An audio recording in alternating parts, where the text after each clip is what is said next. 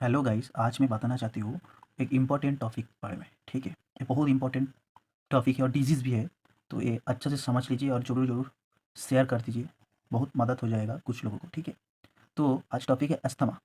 ठीक है, अस्थमा एक डिजीज़ होता है जो रेस्पिरेटरी डिजीज़ बोलता है। A chronic inflammatory disease of the airways in the lungs. Lungs का जो एयरवे होता है वो जलन होता है, क्रॉनिक लॉन्ग टर्म। क्रॉनिक मतलब लॉन्ग टर्म धर के चलता है। That cause episode wheezing, coughing, shortness of breath, chest tightness and coughing होता है। ठीक है, व्हाट हैपनिंग इन अस्थमा, जो लंग्स का एयरवे होता है वो इन्फ्लेमेंट स्वॉलन होता है। मासिल अराउंड एयरवेज टाइटन होता है। Always produce extra mucus narrow air passage, वो स्टिकली होता है। ठीक है, देखिए एयरवे चेंजेस ड्यूरिंग अस्थमा, ये जो होता है ये नॉर्मल एयरवे। ठीक है, ओपन एयरवे नॉर्मल नहीं है इंग्लिश में। और नेक्स्ट पिक्चर देखिए, नैरो एयरवे म्यूकस प्रेजेंट है, ये योला वाला देखिए, जिसका वजह से टाइट होता है और इन्फ्लम भी होता है। और अस्थमा अटैक क्या होता है, वेरी नैरोड होता है, वो ज़्यादा से ज़्यादा म्यूकस भर जाता है। ठीक है, सीवियरली जलन भी होता है। ठीक है, टाइट भी होता है। इसका सिम्टम्स क्या होता है,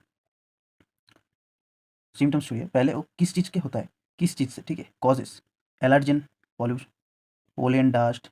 ठीक है, एयर पॉल्यूशन ये तो common, exercise, cold and air weather changes, respiratory infections, certain medication, aspirin, NSAIDs means non steroidal anti inflammatory disease, inflammatory drugs, sorry disease नहीं है, non steroidal anti inflammatory drugs. Stress and strong emotion की वजह से भी एस्थमाटा होता है। Common symptoms क्या है, wheezing, shortness of breath, chest tightness, cough, क्योंकि वो म्यूकस प्रेजेंट होता है इसलिए कफिंग भी बहुत होता है। डायग्नोसिस क्या है, डॉक्टर में डायग्नोस वो स्पायरोमेट्री के एक इंस्ट्रूमेंट होता है। ठीक है, वो लंग्स एक्सरसाइज बोलता है, लंग फंक्शन टेस्ट करवा जाता है। मेडिकल हिस्ट्री, पहले जो हिस्ट्री होता है, फिजिकल एग्जामिनेशन, एलर्जी टेस्ट भी होता है। ठीक है,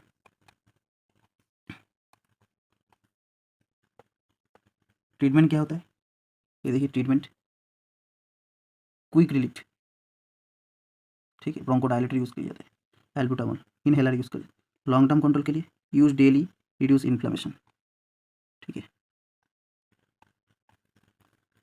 ठीक, इनहेल कॉर्टिकोस्टेरॉइड, ल्यूकोट्राइन मॉडिफायर्स, ये भी इनहेलर और नेबुलाइजर यूज़ किया जाता है क्विक रिलीफ के लिए। लॉन्ग टर्म के लिए इनहेलर यूज़ किया जाता है और avoid triggers, and avoid things trigger asthma.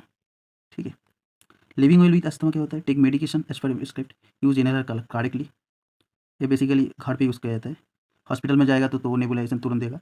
ठीक है, वो इनहेलर भी देता है, लेकिन नेबुलाइजेशन क्विक कम करता है। Avoid triggers, get regular checkups, lungs checkup करना है। ठीक है, और रेगुलर घर पे एक्सरसाइज भी करना है। ठीक है, लंग्स एक्सरसाइज स्पायरोमेट्री की वजह से। ठीक है, ट्रिपल एक्सरसाइज होता है, बोलता है वो, create an asthma action plan. यही होता है एस्थमा का डिटेल्स वीडियो। ये अच्छा लगेगा तो ज़रूर ज़रूर शेयर कर दीजिए। ठीक है।